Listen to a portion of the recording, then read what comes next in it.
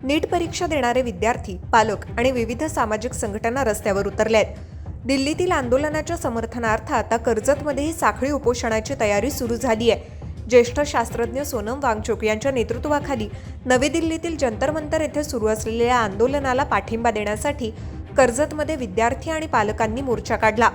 नीट paper फुटी प्रकरणाची निष्पक्ष चौकशी व्हावी, विद्यार्थ्यांना न्याय मिळावा आणि केंद्रीय शिक्षण मंत्री धर्मेंद्र प्रधान यांनी नैतिक जबाबदारी घेऊन राजीनामा द्यावा, या प्रमुख मागण्यांसाठी हजारो विद्यार्थी आणि पालक या आंदोलनात सहभागी झाले। कर्जतमधील डॉक्टर बाबासाहेब आंबेडकर स्मारक येथे निदर्शनं करण्यात आली। त्यानंतर मोर्चा प्रशासकीय भवनाकडे निघाला, मात्र पोलिसांनी मोर्चा प्रशासकीय भवनाबाहेरच अडवला। त्यानंतर आंदोलकांनी आपल्या मागण्यांचं निवेदन तहसीलदारांमार्फत भारताच्या राष्ट्रपतींकडे पाठवलं। या आंदोलनात विविध राजकीय आणि सामाजिक संघटनांचे पदाधिकारी उपस्थित होते।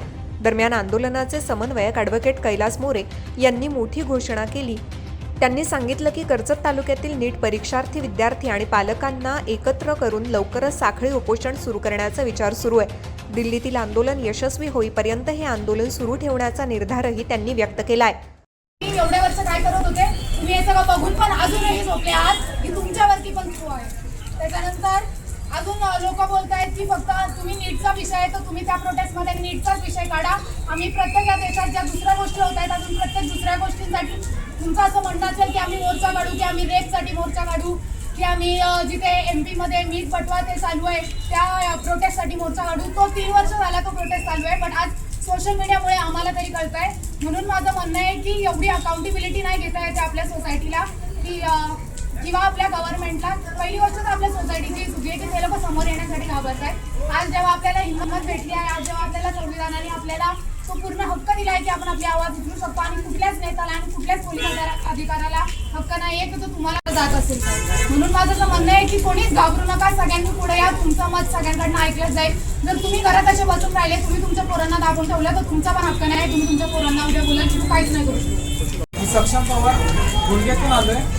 मी मागच्या वर्षी जेईचा पेपर दिलेला, जेईचा पेपर मी पण एंट्रन्स एक्झाम दिले। मला पण माहिती आहे की कसं किती कष्ट करावे लागतात, वर्षभर मुलं थांबतात। आणि माझे मित्र पण असे आहेत की ज्यांनी 1-2 वर्ष ड्रॉप घेऊन नीटचे पेपर पण दिले। अजून एक माझी मैत्रीण आहे, तिला 187 मार्क पडले नीटमध्ये, रीनीट दिली तिने, पण तिचं काय अजून होऊ शकलं नाही, म्हणून ते आता कुठेतरी कामाला जाते। पण आज विषय असा आहे की डेमोक्रेसीचा काय, आपल्या देशात जो देश आंदोलनाने घडला, डेमोक्रेसीने घडलाय, त्या देशात आज डेमोक्रेसीचे काय म्हणजे काय हेच नाही राहिलेलं आहे। तर इन्कलाब जिंदाबाद हे नारे लावून पण जर अँटी नॅशनल बोलत असाल तर त्या देशात आंदोलन करून काही उपयोगच नाही। नीटचे पेपर पण असे झालेत का, आज माझा पण एक मित्र आहे पनवेलचा आहे, त्याची पण हालत आता एवढी बेकार आहे की तो पण फुल डिप्रेशनमध्ये आहे। तर माझं असं एकच म्हणणं आहे की आपल्या पोरांना जे बोलतात की तुम्ही बीजेपीच्या विरोधात जाऊन हे कारस्थानं करतायत, तर हे बीजेपीच्या विरोधात जाऊन कारस्थानं करत नाहीत। ज्या पोरांचे खरंच मन दुखवलेत, जे पोरं सामान्य व्यक्ती आहेत, जे पैसे भरू नाही शकत, हेच पूर्ण देशामध्ये चाललेलं आहे, तो आपण सर्व मीडियामध्ये पाहताय। आता बऱ्याच गोष्टींनी आपल्याला सोबत सांगितलं आहे, त्याबद्दल मी बोलणार नाही, परंतु खरोखर हे लोकशाहीचे राज्य आहे का, हा असा आता प्रश्न निर्माण झालेला आहे। कारण जर या राज्यामध्ये जे घटना दुरुस्त करतात, घटना नवीन बनवतात किंवा घटनेचा वापर करतात, ते आता नीट परीक्षेला घडवल्या बाबतीत कुठल्या प्रकारचं बोलत नाही। म्हणजे ते लोकप्रतिनिधी असतील किंवा अनेक विरोधी पक्षाचे असतील किंवा पक्षाचे जे आता सत्तेत आहेत ते असतील, मला ह्या निमित्ताने सांगायचं आहे की डॉक्टर बाबासाहेब आंबेडकरांनी घटना लिहिली की छत्रपती शिवाजी महाराजांचा आदर्श समोर ठेवून दिलेले आहे आणि त्या घटनेच्या आधारावर आपला हा देश संपूर्ण चालतोय आणि ज्याच्यावर अन्याय होतोय त्याला न्याय मिळतोय।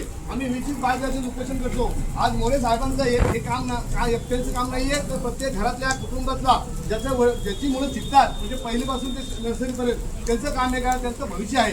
या निमित्ताने मी खरोखर आवर्जून सांगतो, आपले छत्रपती शिवाजी महाराज आज एवढे मोठे म्हणजे देशाचा राज्यकारभार चालवला आणि स्वराज्य निर्माण केलं, त्यांच्या माऊली जिजाऊनी त्यांना साथ दिली, तशा सर्व घरातल्या कुटुंबाने आपल्या ह्या लढ्यामध्ये साथ दिली पाहिजे। छत्रपती आज कर्जत तालुक्यातील हजारो विद्यार्थी व पालकांच्या वतीने आज आम्ही माननीय राष्ट्रपती यांना तहसीलदार साहेब कर्जत यांच्या माध्यमातून निवेदन दिलेले आहे. आज आपण पाहिलं असेल खूप मोठ्या प्रमाणामध्ये महिला असतील, पुरुष असतील, विद्यार्थी असतील, अनेक अशा विद्यार्थी मुलं मुली या आमच्या कार्यक्रमाला आयोजित केल्या. आपण पाहिलं असेल 30-31 दिवसापासून जे जंतर-मंतरवर सोनम वांगचूक आणि अभिजित दिपके यांचं जे आंदोलन सुरू आहे, त्या नीटच्या परीक्षेमध्ये जे पेपर फुटीमध्ये त्याचा फटका अनेक हजारो लाखो मुलांना जो पट बसलेला आहे, त्याच्यामध्ये 20 मुलांनी त्याच्यामध्ये आत्महत्या केलेली आहे. तर या संदर्भात धर्मेंद्र प्रधाननी राजीनामा दिला पाहिजे. याच्यामध्ये कुठंतरी एक सिस्टीम आली पाहिजे.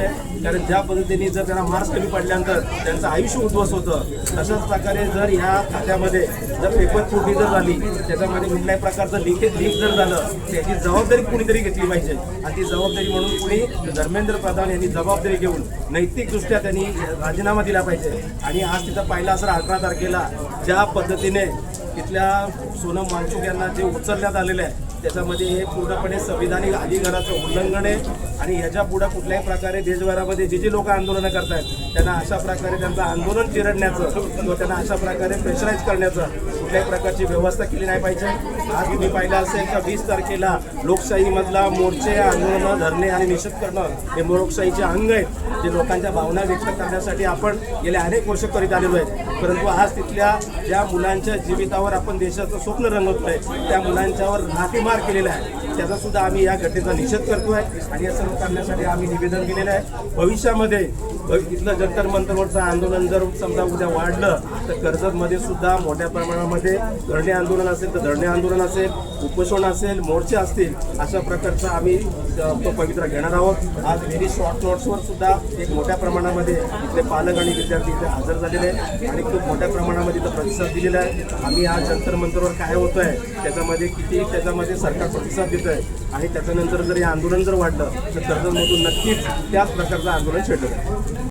दिल्लीतील आंदोलनाची धग आता महाराष्ट्रात पोहोचल्याचं चित्र दिसत आहे. कर्जतमधील या आंदोलनानंतर पुढे साखळी उपोषण सुरू होणार का आणि सरकार यावर काय भूमिका घेणार याकडे सर्वांचं लक्ष लागलंय. मल्हार पवार, महाराष्ट्र न्यूज 24.